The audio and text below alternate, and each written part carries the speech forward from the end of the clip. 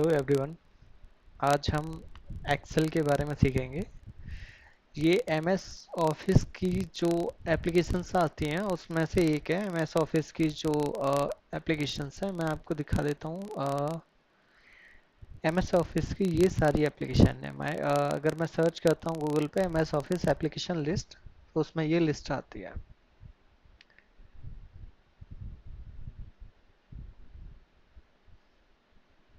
Okay, तो इसमें से ये एक है और ये मोस्ट डिमांडिंग एप्लीकेशन है जिस पे कि अगर आपको ऐप ये एक्सेल आता है तो 10,000 से लेके 70-80,000 तक की सैलरी आप उठा सकते हैं।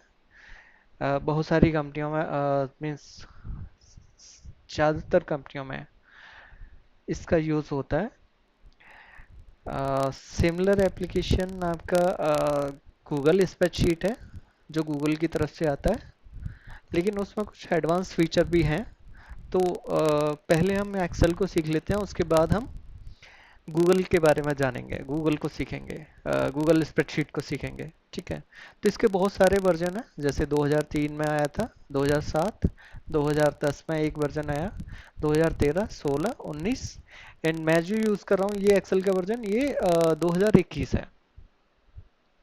ठीक है, तो अगर मेरे को एक्सेल ओपन करना हो तो मैं सिंपल एक्सेल टाइप किया यहाँ पे और ये ओपन पे मैंने क्लिक कर दिया। ओपन पे क्लिक करने के बाद यहाँ पे आपको ब्लैंक वर्क बुक का ऑप्शन आ गया। फर्स्ट, सेकंड आ गया welcome to Excel. Welcome to Excel में ये आपको गाइड करेगा कि कहाँ पे क्या ऑप्शन अवेलेबल है। फॉर्मूला ट्यूटोरियल्स, फंक्शन फॉर्मूले जो आप कैलकुलेशन करना चाहते हैं उसका एक गाइडेंस यहाँ पे मिलेगा। पावर क्वेरी जो पावर बीआई में किसी अदर डेटाबेस या सॉफ्टवेयर से डेटा को इंपोर्ट करना चाहते हैं,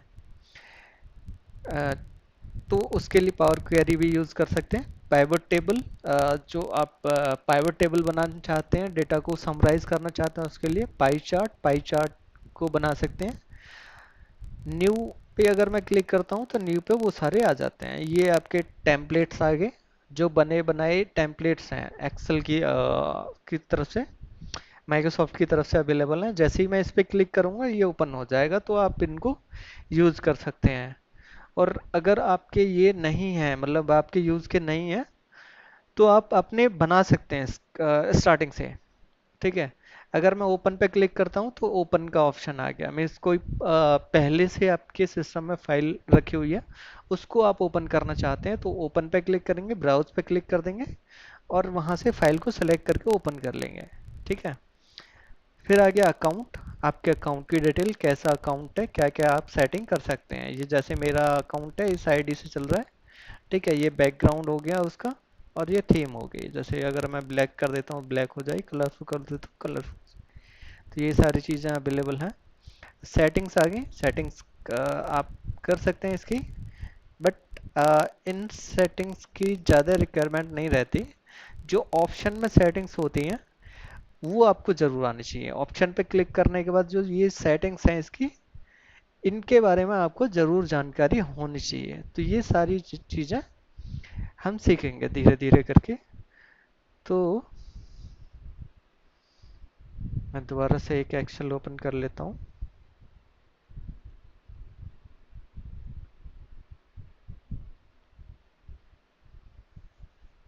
ठीक है, जैसे अभी मैं टेम्पलेट के बारे में डिस्कस कर रहा था, तो एक सीजनल फोटो कैलेंडर हो गया, पर्सनल मंथली बजट। तो मैं इस पे डबल क्लिक कर देता हूँ। ठीक है, अब ये आ गया एक्सेल में। तो ये देखिए बना हुआ टेम्पलेट है, इसको मैं यूज कर सकता हूँ। क्या क्या है यहाँ पे, मॉर्गेज रेंट कितना दिया, project cost, actual cost, project कितना किया था, हमने कितना सोचा था, कितना हुआ, डिफरेंस कितना आया। ठीक है, यहाँ पे मान लीजिए आपने 500 गया, 1000 सोचा था, डिफरेंट आया 500 का। एंटरटेनमेंट की क्या है, प्रोजेक्ट कितना किया था, एक्चुअल कितना, डिफरेंस कितना, ये सारे आप फिल कर सकते हैं अपनी रिक्वायरमेंट के अकॉर्डिंग। बाद में जाने के बाद ये सारा टेम्पलेट के बारे में डिटेल है, और अपने जो एक्सपेंसेस हैं उनको मैनेज कर सकते हैं। Projected balance, actual balance and difference, यहाँ से आप सारी अपनी डिटेल चेक कर सकते हैं, और ये अपने खुद से भी बना सकते हैं। ठीक है, तो अभी हम स्टार्ट पहले जीरो से स्टार्ट कर लेते हैं, उसके बाद हम धीरे धीरे करके इनको बनाना स्टार्ट करेंगे। ठीक है, वो एक्सेल ओपन करते ही देखो वहाँ पे केवल 3 ही ऑप्शन आ रहे थे। अब मैंने फाइल को ओपन कर लिया, ये पूरी जो फाइल है इसको हम बोलते हैं वर्कबुक। और यहाँ पे अगर मैं ये देखोगे आप प्लस आइकन में क्लिक करूंगा, तो यहाँ पे ये सीट्स हैं, सीट 1, सीट 2, सीट 3, सीट 4, ये हमारी हो गई सीट। अब पूरी फाइल को हम बोलते हैं वर्कशीट, वर्कबुक। ये हो गई वर्कशीट, ये पूरी वर्कबुक। ठीक है, अब मैंने वर्कबुक को ओपन कर रखा है। अगर मैं फाइल मेन्यू पे क्लिक करता हूँ तो देखिए होम का ऑप्शन आ गया, होम पे क्लिक कर रहा हूँ तो ऑलरेडी मैं होम पे हूँ। न्यू, न्यू सेम जो वहाँ पे ऑप्शन आया था ओपन करते ही, ओपन, कोई पुरानी फाइल को ओपन करना चाहते हैं। गेट एडिंस, एडिंस में कुछ अगर आपने इसको साइन इन कर रखा है तो यहाँ पे एक वेबसाइट ओपन हो जाएगी, जैसे कि मैंने अभी एक्सेल फॉर जीपीटी का फीचर इनेबल कर रखा है, इस तरीके से आप इसको इनेबल कर सकते हैं। इन्फो, अगर इसके बारे में आप इस फाइल के बारे में जानकारी चाहते हैं तो आप इन्फो पे जाके इनको चेक कर सकते हैं डिटेल्स को। सेव, सेव मतलब आपने कुछ काम किया, काम करने के बाद उस काम को सेव करना है तो सेव पे क्लिक कर दें। अगर आपने फाइल को सेव कर रखा तब आप सेव कीजिएगा, या फिर कंट्रोल एस से भी आप इसको सेव कर सकते हैं।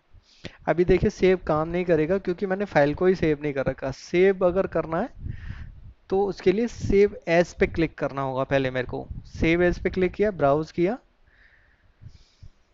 और फिर मैंने सेलेक्ट किया डेस्कटॉप। डेस्कटॉप पे मैंने डाला ट्रेनिंग 1। ठीक है, फाइल का नाम मैंने डाल दिया, इस नाम से ये सेव हो जाएगा। और यहाँ पे देखें सेव एज ए टाइप, तो ये बहुत सारे फॉर्मेट आ रहे हैं, इसके बारे में भी हम बाद में डिस्कस करेंगे। और मैंने सेव पे क्लिक कर दिया, तो आप डेस्कटॉप पे देखेंगे यहाँ पे ट्रेनिंग 1 के नाम से फाइल सेव हो चुकी है। ठीक है,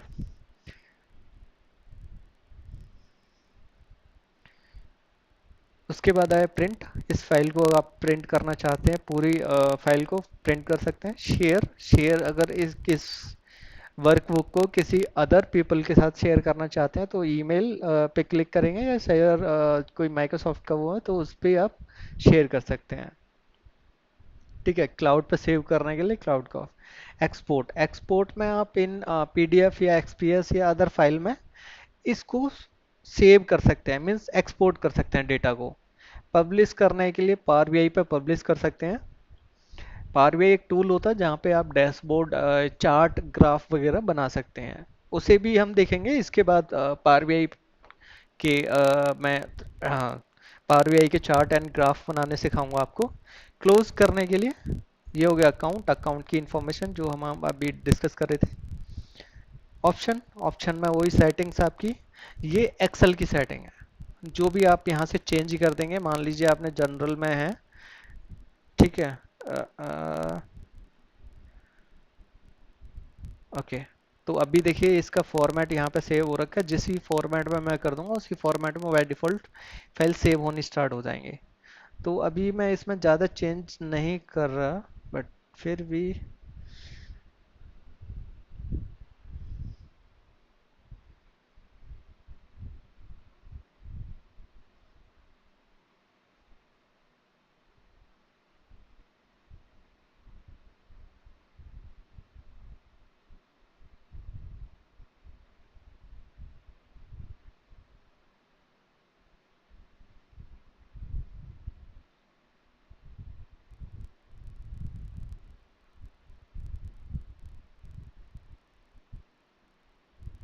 ओके।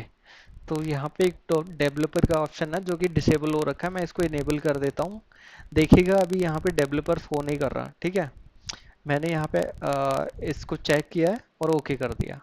अभी देखिएगा यहाँ पे डेवलपर आ चुका है। ये होता है मैक्रो बनाने के लिए। तो इसके बारे में भी मैं आपको बताऊंगा कैसे क्या काम होता है, क्या यूज़ होता है। ठीक है। ये फाइल कवर हो गया। फाइल के बाद हम चलते हैं होम। होम में क्या क्या ऑप्शन होता है?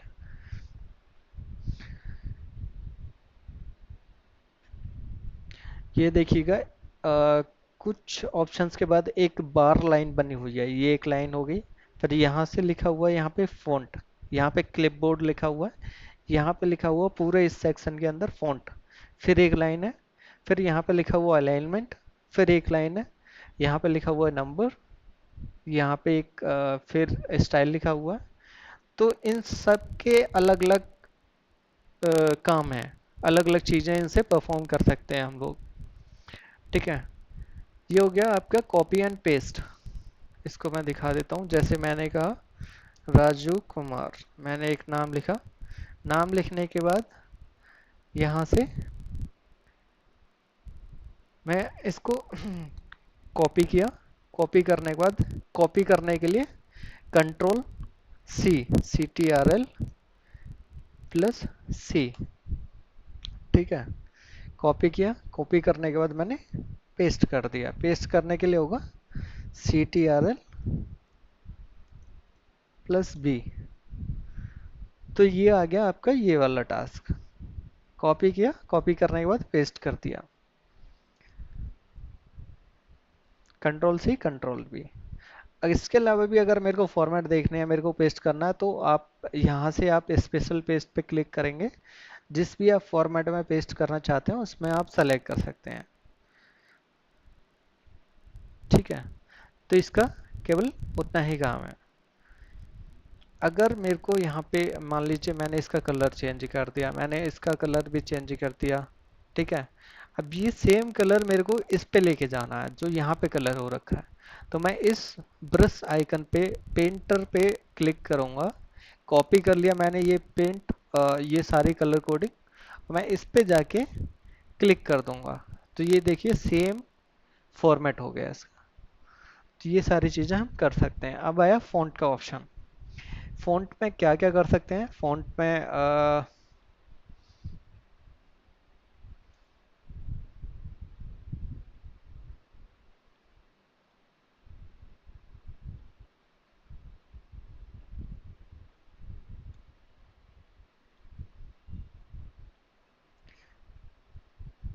फ़ॉन्ट के लिए जैसे कि ये हो गया बी, मीन्स बोल्ड करना करेक्टर्स को। एक मिनट रुक जाइए, इसका फॉर्मेट हटा देता हूँ। ठीक है।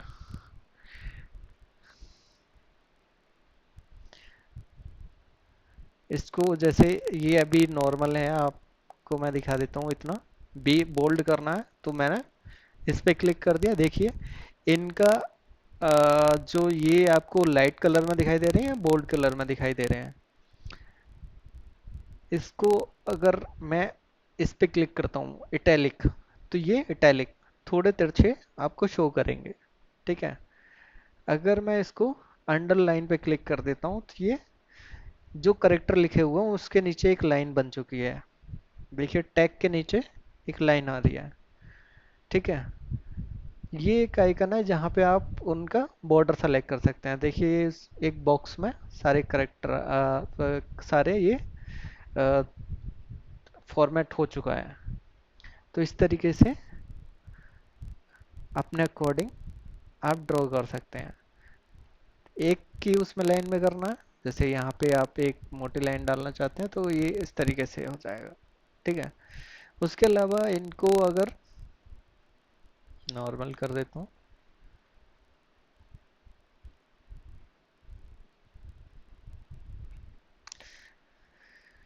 ठीक है। इसके अलावा आप इनकी लैंग्वेज चेंज कर सकते हैं। जैसे अभी कैलिबरी सेलेक्ट है, यहाँ पे इस आइकन पे आप क्लिक करेंगे। क्लिक करने के बाद जो भी आप लैंग्वेज सेलेक्ट करेंगे ये आपकी उसी लैंग्वेज में फॉर्मेट हो जाएगा। ठीक है। तो कैलिबरी कर देता हूँ। साइज हो गया। साइज जितना भी आप बढ़ा देंगे, अभी देखिए बाय डिफॉल्ट अभी 10 हो रखा है। 10 को अगर मैं 18 करता हूँ तो 18 हो गया। कितना बड़ा साइज हो गया। ये इसके शॉर्टकट हैं। छोटा करने के लिए बड़ा करने के लिए इस पे, छोटा करने के लिए इस पे। ठीक है। अंदर पेंट करने के लिए, बैकग्राउंड पेंट करने के लिए ये वाला ऑप्शन है। करेक्टर्स को पेंट करने के लिए ये वाला ऑप्शन है।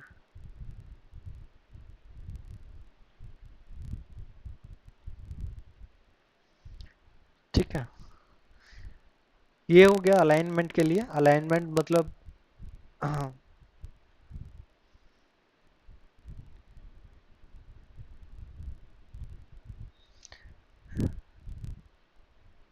आपको बता देता हूँ। देखिए ये लेफ्ट साइड में आ रहा है इस कॉलम के, ये हो गया पूरा एक कॉलम होता है। ए पे अगर मैं क्लिक करके सेलेक्ट कर रहा हूँ तो पूरा वर्टिकल जो भी होता है ये पूरा कॉलम होता है। और हॉरिजेंटल जो होता है ये आपकी रो होती है।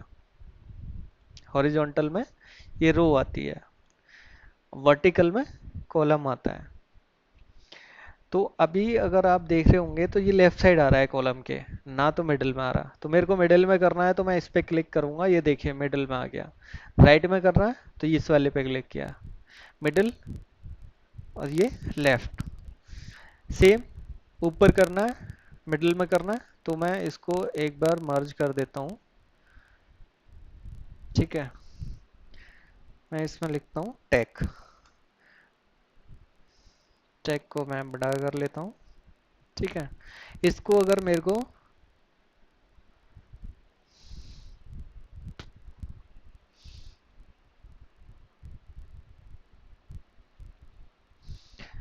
मर्ज किया, मर्ज करने के बाद इसमें लिख दिया मैंने टेक। ठीक है। अब ये सबसे नीचे आ रहा है, इसको थोड़ा सा बड़ा कर लेता हूँ। नीचे आ रहा है। ठीक है। इसको मेरे को अगर यहाँ मिडिल में लेके आना है तो इस पे क्लिक किया, मिडिल में आ गया। टॉप पे लेके आना है तो टॉप पे आ जाएगा। तो ये इसके लिए हो गया ऑप्शन। और ये वाला जो ऑप्शन है ये उसके लिए आप किस उसमें शेप में दिखाना चाहते हैं। देखिए इस शेप में दिखाना चाहते हैं या फिर इस तरीके से आप शो करना चाहते हैं, इस तरीके से। ये इसके सारे फॉर्मेट हो गए। ठीक है। Wrap text. रैप टेक्स्ट क्या होता है, जैसे कि मैंने बहुत सारे वर्ड लिखे ऐसे करके, एक लाइन है काफ़ी बड़ी। अब उसको, ये लाइन आप देख रहे होंगे इस बॉक्स से बाहर निकल रही है, इधर वाले बॉक्स पे आ रही है, इस वाले बॉक्स पे आ रही है, जो कि सी में रहनी चाहिए। तो उसके लिए हम रैप टेक्स्ट यूज़ कर लेते हैं। रैप टेक्स्ट में हो जाता है कि उसी एक ही सेल में पूरा डेटा आ जाता है। लेकिन देखोगे आप ये बड़ी हो गई, बट ये वाला पूरा एक लाइन एक ही सेल में आ चुकी है, इसको हम सेल बोलते हैं। जो सिंगल होता है, ये जहाँ पे अभी देखो ये एक बॉक्स सेलेक्ट हो रखा है, ये सिंगल सेल है। ठीक है, एक सिंगल सेल में ये आ चुका है। मर्ज and centre. Merge and centre होता है कि आप डेटा को मर्ज करना चाहते हैं। मर्ज मतलब जैसे ये इतनी इतने सेल्स हैं, इसको मेरे को एक सेल बनाना है। एक सेल बनाना है तो मैं जैसे ही इस पे क्लिक करूंगा, इसमें भी ऑप्शन अवेलेबल है। मर्ज एंड सेंटर पे क्या होगा कि हाँ, पूरा मर्ज हो गया। ठीक है। इसमें आप पूरे में कुछ भी आप लिख सकते हैं। ठीक है। इसके अलावा सेकंड नंबर का जो ऑप्शन है मर्ज अक्रॉस। मर्ज अक्रॉस में क्या होगा, ये लाइन वाइज होगा। ठीक है। पहली लाइन, दूसरी लाइन, तीसरी लाइन, यहाँ से लेके यहाँ तक का। ठीक है। ठीक है, इसमें देखिए पूरी लाइन ऐसे करके हो चुकी है। उसके बाद आपका आएगा थर्ड नंबर पे मर्ज सेल्स। तो ये पूरा सिंगल सेल में कन्वर्ट हो गया। ठीक है। उसके बाद मर्ज सेल में पूरा सेल, यहाँ पे इन दोनों में देखो एक डिफरेंस आया। मर्ज एंड सेंटर मतलब मर्ज कर देगा, सेंटर में लिखना स्टार्ट करेगा। मर्ज सेल में केवल मर्ज कर देगा, लिखना लेफ्ट साइड से स्टार्ट करेगा। और अनमर्ज करने के लिए, मान लो ये आपने कहीं पे भी पड़ा हुआ है, इसको अनमर्ज करना है तो आप सेलेक्ट कीजिए। इसको जैसे सेलेक्ट करेंगे सबसे नीचे आता है अनमर्ज का ऑप्शन। अनमर्ज पे क्लिक करेंगे तो जैसा था पहले ऐसे ही हो जाएगा। ठीक है। तो ये हो गया अलाइनमेंट वाला पूरा ऑप्शन। उसके बाद आता है नंबर्स। नंबर्स किस लिए यूज होता है? ये फॉर्मेटिंग करने के लिए यूज होता है। ठीक है, जैसे कि हमारे ये नंबर्स हैं, इनको मैं ब्लैक कलर में कर देता हूँ। ठीक है, इसको अगर मेरे को परसेंटेज में करना है तो देखिएगा, परसेंटेज में हो गया, अभी नॉर्मल था। अगर मेरे को इसमें कॉमा लगाना है, सॉरी इसमें ये टेक्स्ट पे काम करेगा। इतना बड़ा डेटा है नहीं जितना हमें चाहिए, तो मैं एक सेल में ऐड कर